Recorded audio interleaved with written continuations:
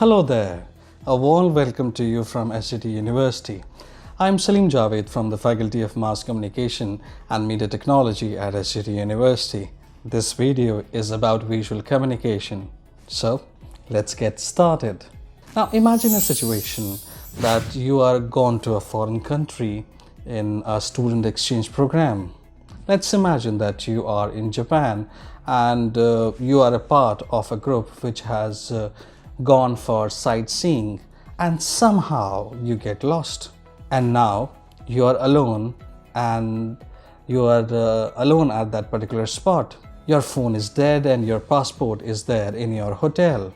How would you ask for the direction, or how will you be conveying it to others that you are lost? Because you do not know Japanese, you do not know Japanese language. Though it is an imaginary situation, and I hope that you never get stuck in a situation like this ever in your life. As you do not have any support in this particular situation, the best way is to look for a map and find out where you are exactly at that point of time and where is your hotel and how far is that. You will also try to find out some similar roads, maybe some similar signboards which you noticed on your from hotel to coming to this location. So some familiar signboards, and you will try to reach your hotel.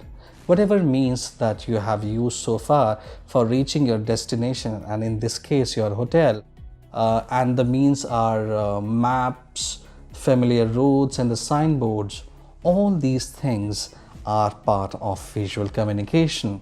By this example, we have understood that when we talk about visual communication, we are actually talking about understanding the message and the meaning of it through some signs, symbols, or imagery. As you are seeing and listening to me in this particular audiovisual medium, you are hearing my voice and seeing my visuals, and my hand gestures are part of body language. So there is verbal communication, non-verbal communication, and visual communication. And the mediums or examples of visual communication can be sign, symbols, imagery, phones, illustrations, graphic designs, advertisements, animation. It can be digital or it can be analog, colors, typography, electronic resources, and many more things.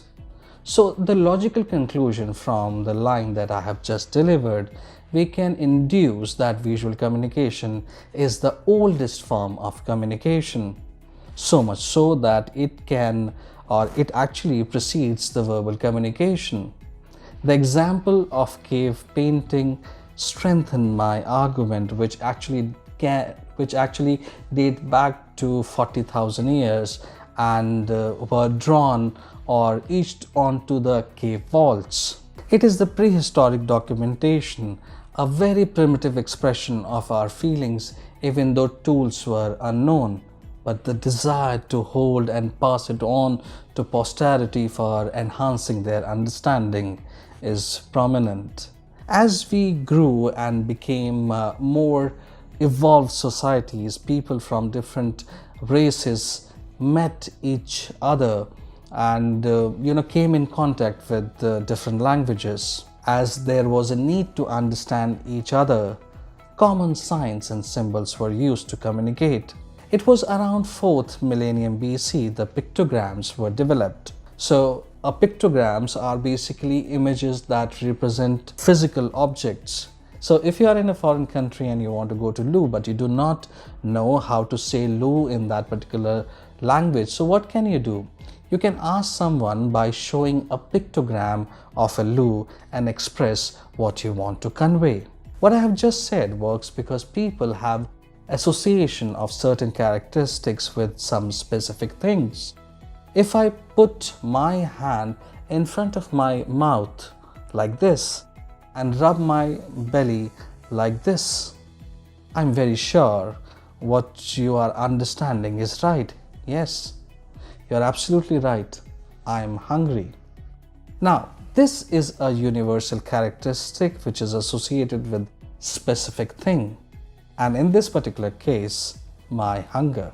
When the communication happens with the help of visual aids, which can be looked upon or read or can be read, it is called visual communication. It solely depends on vision and comes primarily with two-dimensional images. The base of visual communication is the fact that how well the visual is comprehended by the audience, devoid of any personal artistic inclination or aesthetical preferences. If you want to present the information through images and text, as it happens in most of audiovisual mediums, we are actually thinking on the lines of visual communication or visual presentation. All the mediums that have been discussed in this video use methods of visual communication in their professional establishment. As you surf on internet, what you are or what you will witness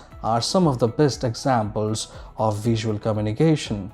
As we will get to know more about visual communication in our coming classes, we will also be exploring terms like visual culture. Now, it is a very important term. Visual culture is a very important term.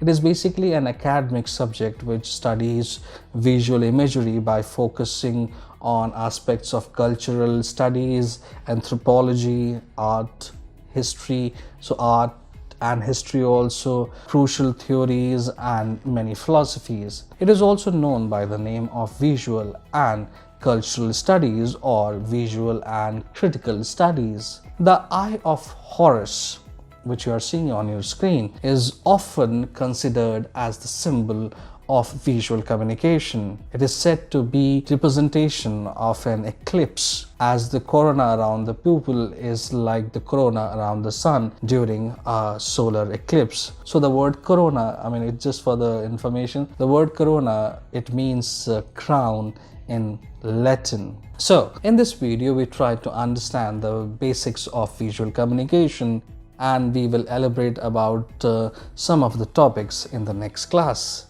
Till then, keep learning, keep growing. See you next time.